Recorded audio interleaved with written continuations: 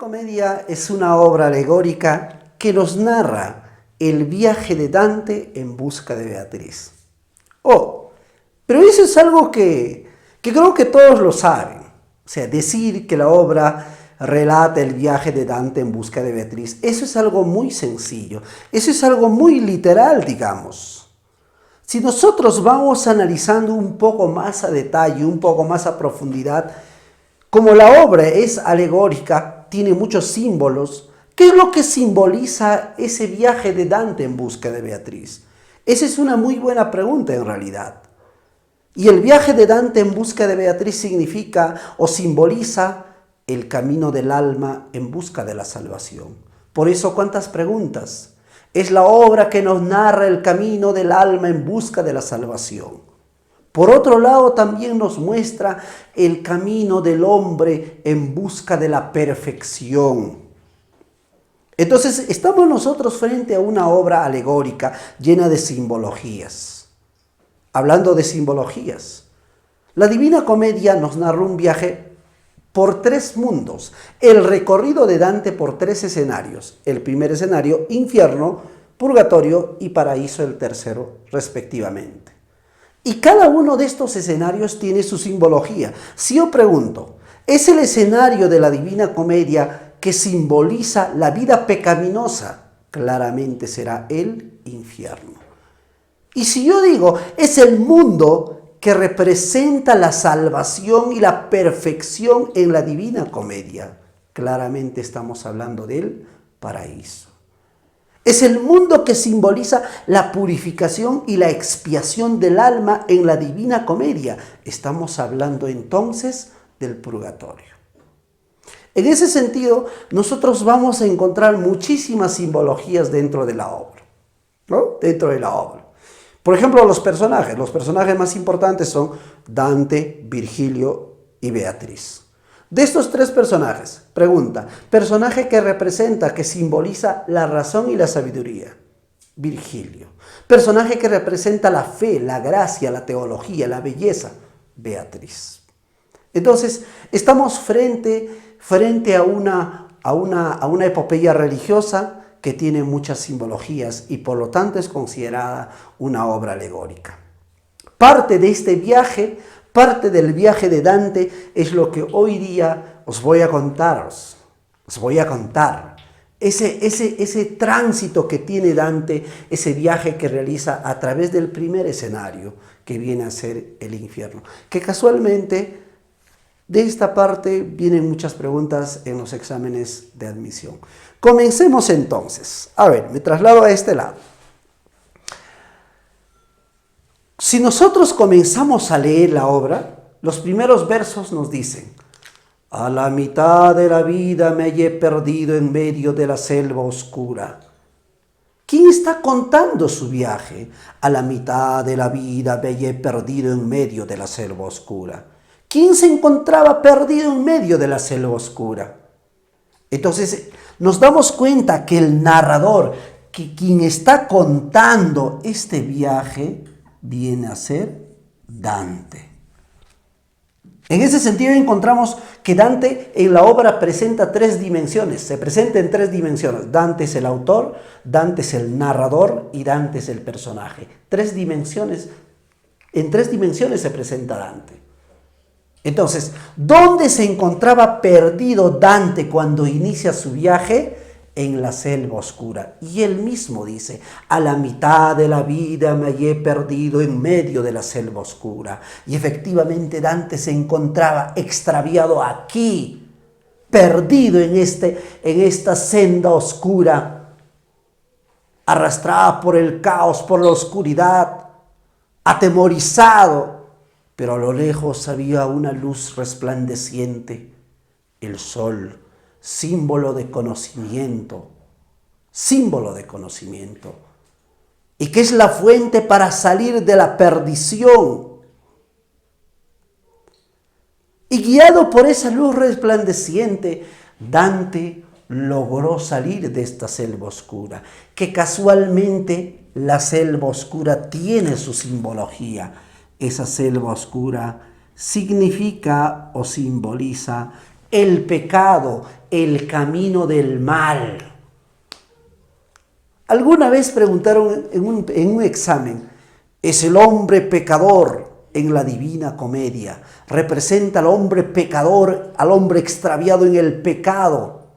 ¿Quién es el hombre extraviado en el pecado? Es Dante. Vemos aquí claramente que se perdió en el pecado, en el camino del mal. Pero ya sabemos que Dante logró salir de esa selva oscura y se puso en el camino correcto para continuar con su viaje. Sin embargo, otro problema ahora se presentó en el recorrido de Dante. Cuando Dante quiso continuar su recorrido, 3 fieras se le presentaron, se le aparecieron 3 fieras. Estas 3 fieras querían echarlo a Dante nuevamente a la perdición, nuevamente a la oscuridad de la selva oscura.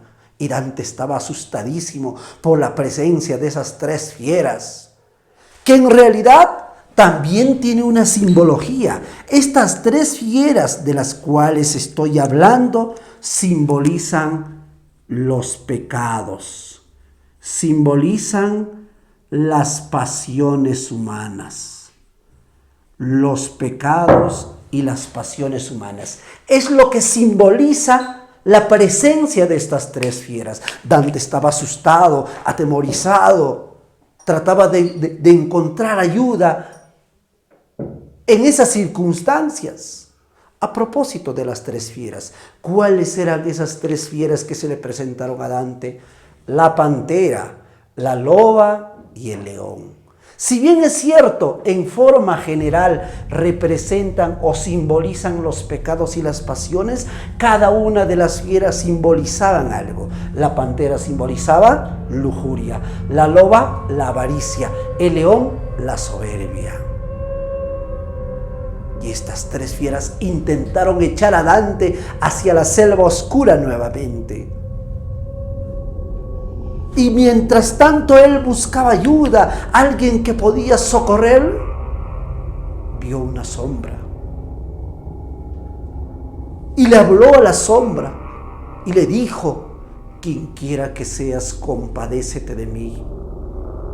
¿Y qué creen? La sombra le habló, la sombra le dijo lo siguiente: poeta fui, así como tú lo eres. Yo también fui poeta. O sea, esa sombra que se le presentó a Dante era un poeta. ¿Y saben quién era? Nada más y nada menos que el poeta Virgilio. Aquel poeta que había existido en la época antigua. Oh, pero ¿qué hacía el poeta Virgilio en estos recónditos lugares? Había ido a ayudar a Dante, había aparecido en ese lugar para ayudar a Dante en su recorrido. Y es el mismo Virgilio quien se lo dice. Escuchen lo que le dice Virgilio a Dante. Le dice lo siguiente: estando yo en el limbo, se me apareció una mujer tan bella, era tan bella que no me pude negar lo que me pedía. Pregunta: ¿quién era aquel que se encontraba en el limbo? Virgilio.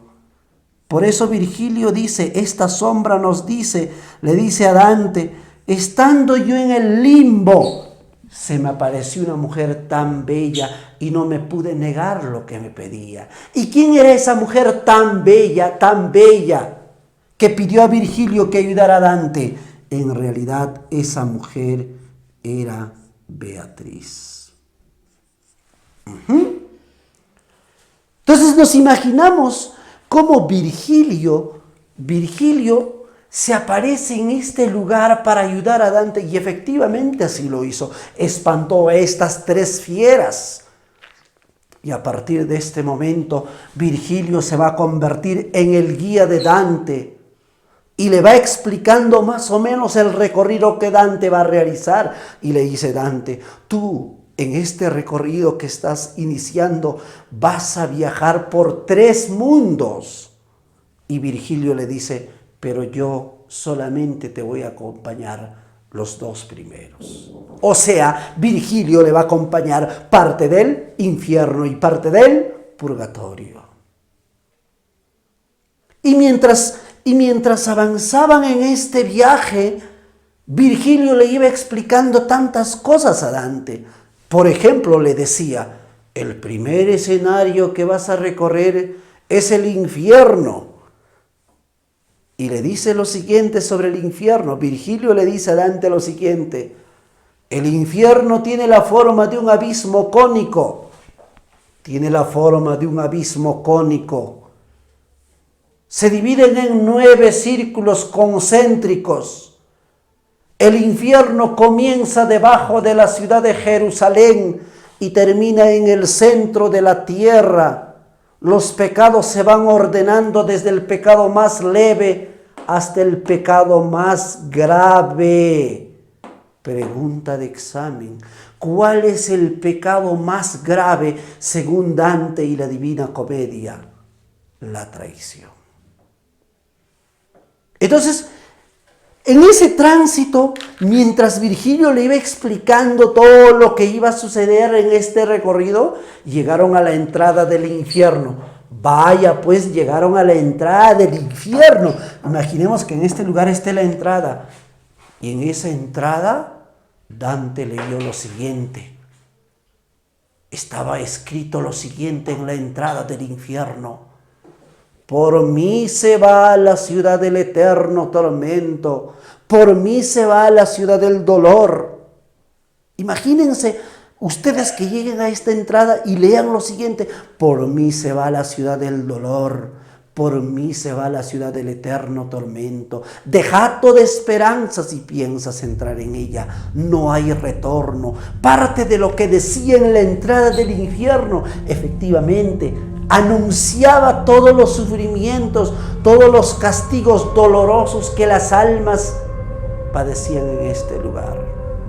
Además, las almas que eran castigadas en este lugar eran condenados a ser castigados eternamente. Por eso decía, no hay retorno.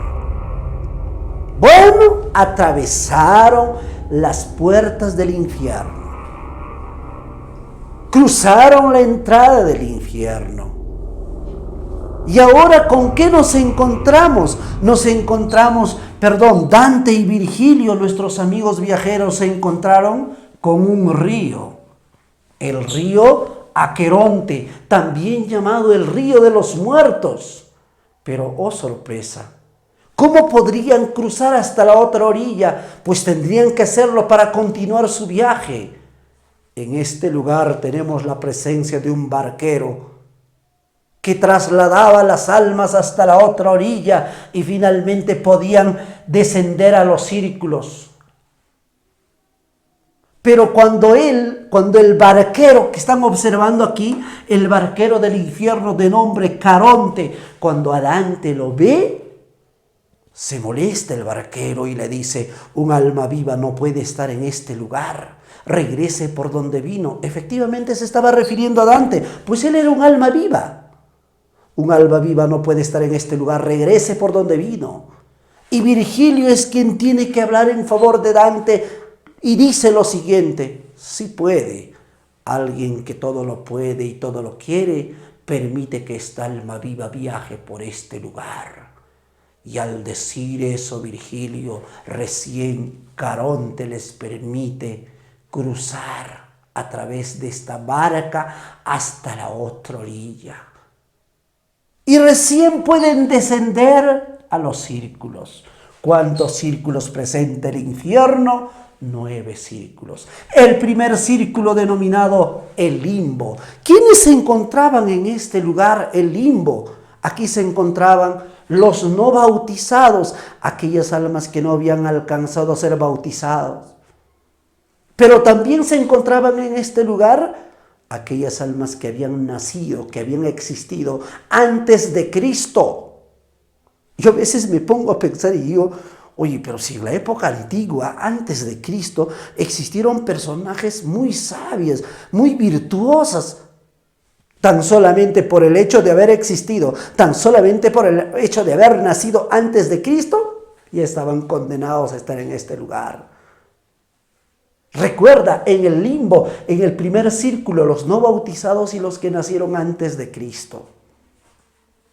Pregunta de examen: ¿en qué círculo del infierno se encuentran los siguientes personajes?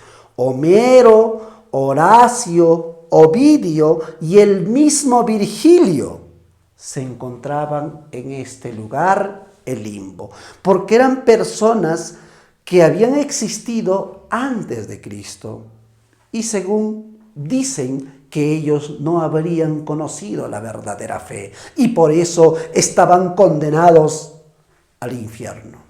Claro, no había un castigo tan doloroso, no había tal sufrimiento que se mencionaba en la entrada del infierno, no había tal sufrimiento en este primer círculo, solamente que estaban condenados a no ver nunca a Dios. Ellos nunca verán a Dios. Cantaban plegarias, alabanzas. Personajes conocidos. El mismo Virgilio, su lugar era en este círculo. Entonces podemos anotar lo siguiente, que en el primer círculo del infierno tenemos a Virgilio, tenemos a Homero, tenemos a Horacio, a Ovidio y todos esos filósofos que existieron en la antigüedad. Imagínense.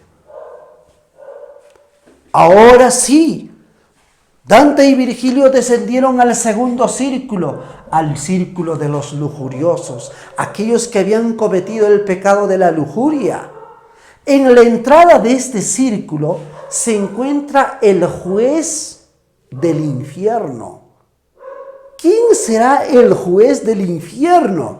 ¿Será Minos? ¿Será Flegias? ¿Será Catón? ¿Cuál de estos tres será el guardián, el juez del infierno? Minos, Flegias, Catón.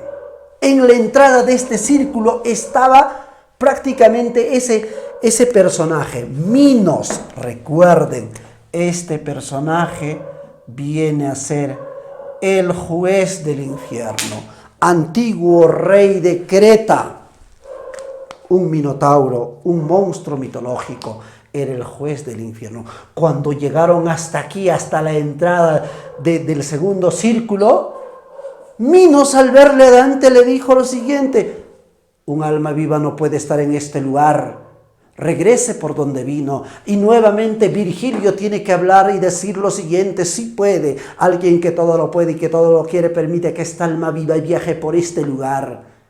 Y recién Minos permite que nuestros dos viajeros ingresen al segundo círculo. ¿Para qué les cuento? Tanto dolor, tanto sufrimiento que las almas expresaban, daban a conocer en este lugar, porque eran castigados tormentosamente. Las almas de los lujuriosos eran arrastrados por torbellinos eternamente, y los torbellinos daban vueltas y vueltas arrastrando a los lujuriosos. A propósito, ¿en qué consiste el pecado de la lujuria?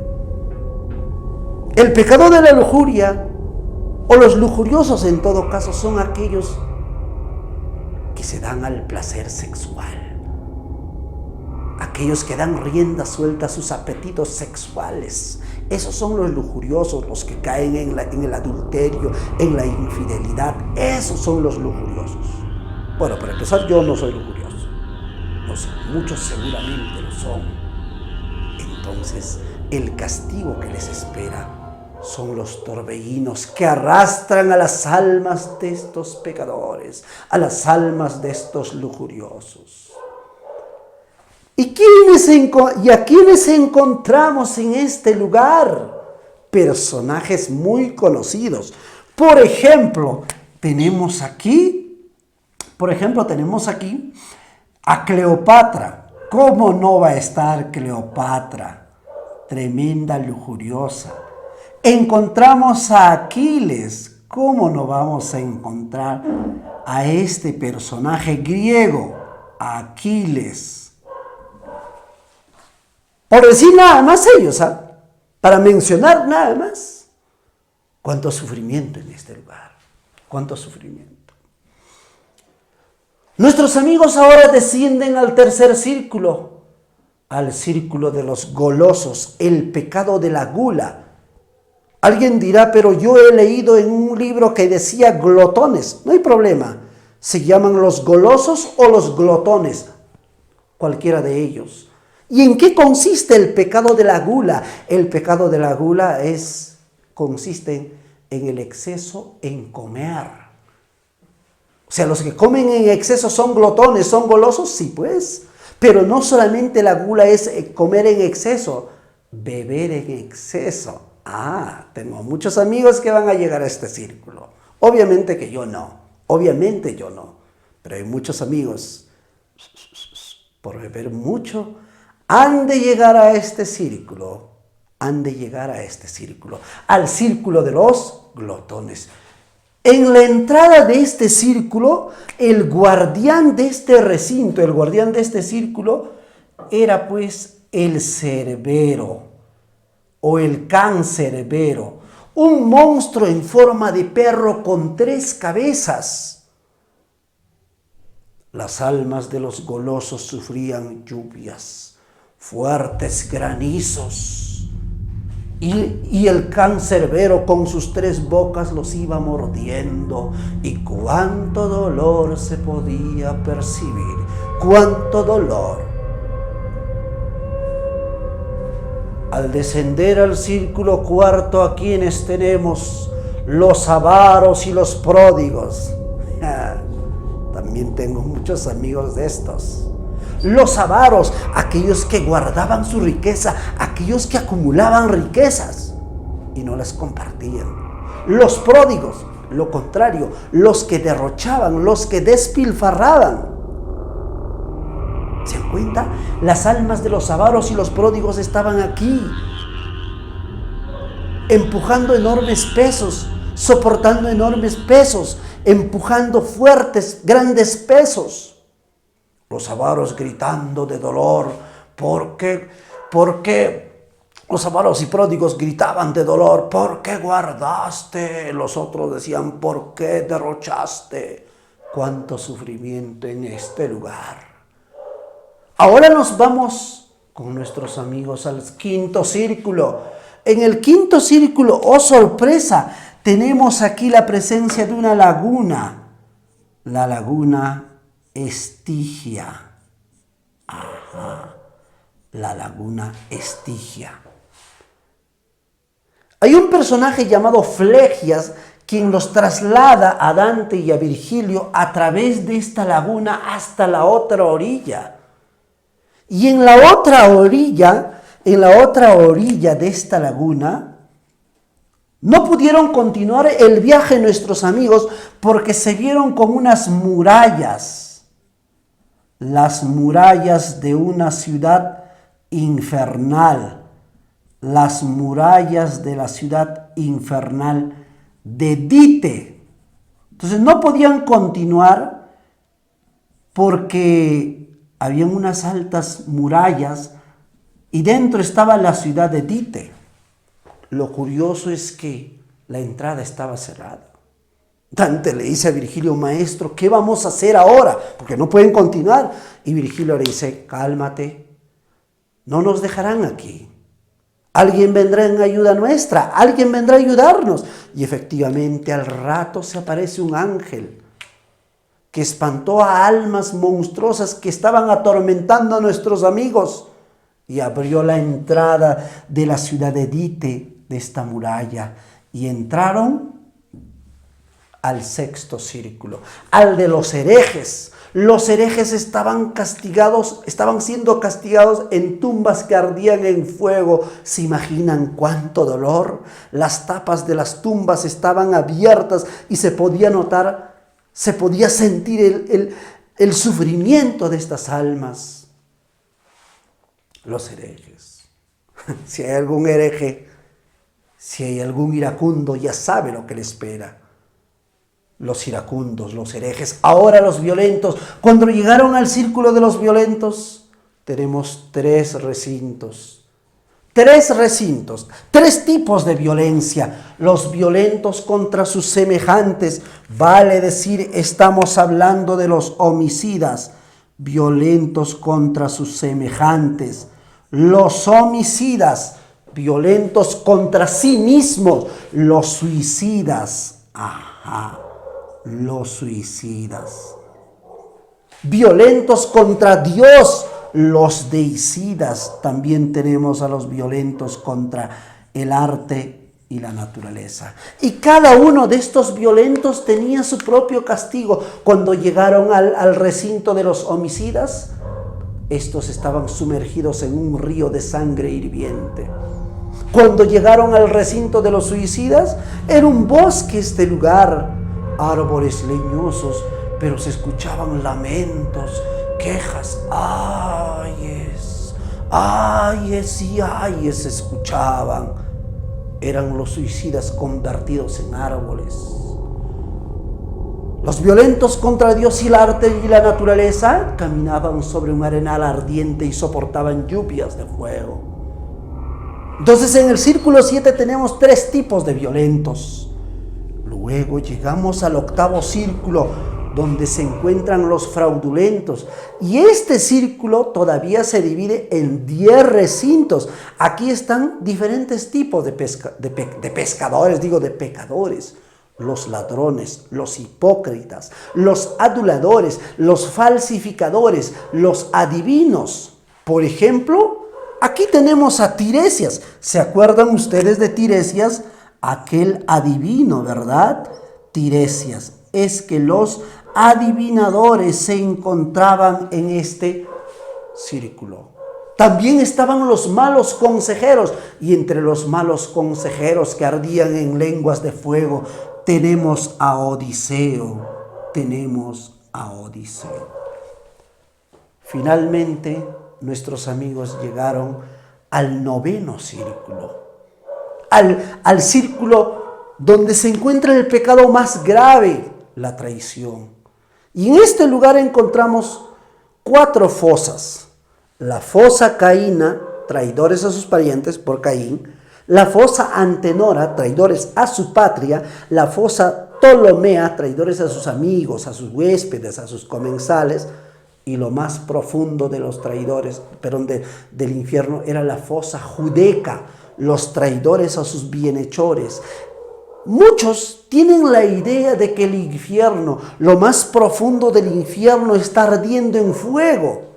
Pero según la Divina Comedia, en lo más profundo no encontramos fuego.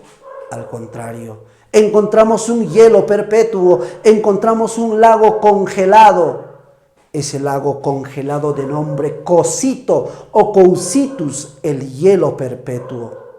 Y en ese lago congelado están sumergidas las almas de los traidores, otros congelados hasta la mitad del cuerpo, otros hasta el cuello, otros prácticamente todo, clamando tanto dolor y tanto sufrimiento. Y en lo más profundo encontramos a este ser, Lucifer, aquel que traicionó a Dios. Este gran traidor se encuentra en lo más profundo. Aquel que antaño fue el ángel más bello, ahora tenía una apariencia horrorosa. No tiene brazos, tiene alas de murciélago. Es un gigante monstruoso, sumergido en ese lago congelado hasta la mitad del cuerpo, sus alas de murciélago agitándose. Tiene 3 rostros. Y sus rostros muestran distintos colores: rojo, amarillo y negro, que simbolizan lo siguiente: el color rojo, el odio; amarillo, la impotencia; el negro, la ignorancia. Pero también simbolizan los 3 continentes conocidos de esa época: rojo, Europa; amarillo, Asia; y negro, África. Y en sus 3 bocas Lucifer va mordiendo otros 3 grandes traidores de la historia. Podemos anotar a esos 3 grandes traidores de la historia.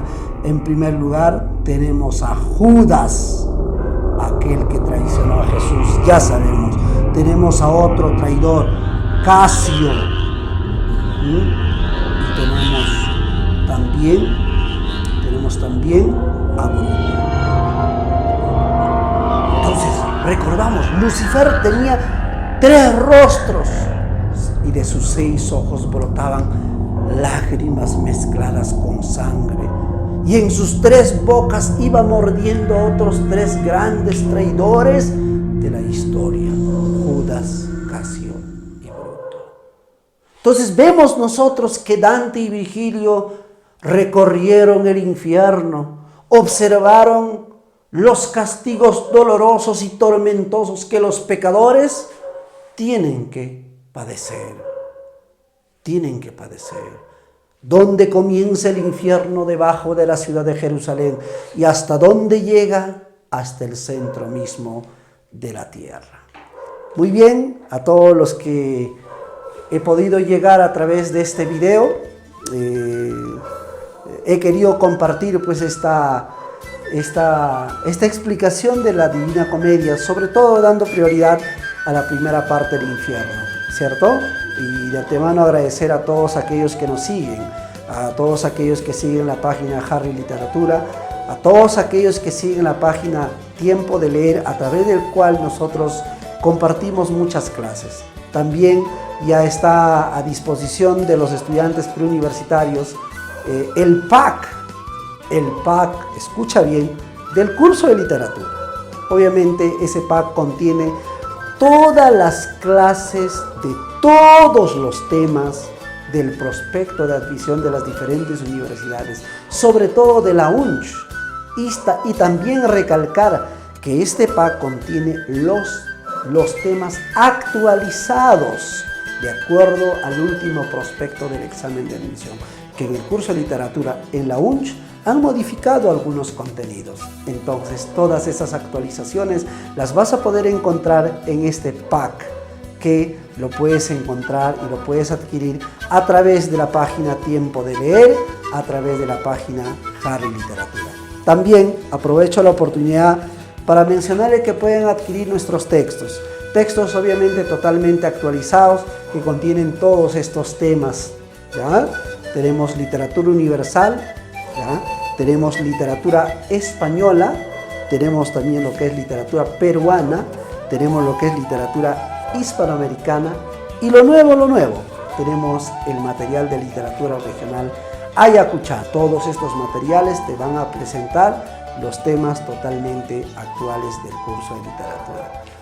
Nos vemos en otra próxima edición de Tiempo de Leer con Harry Literatura.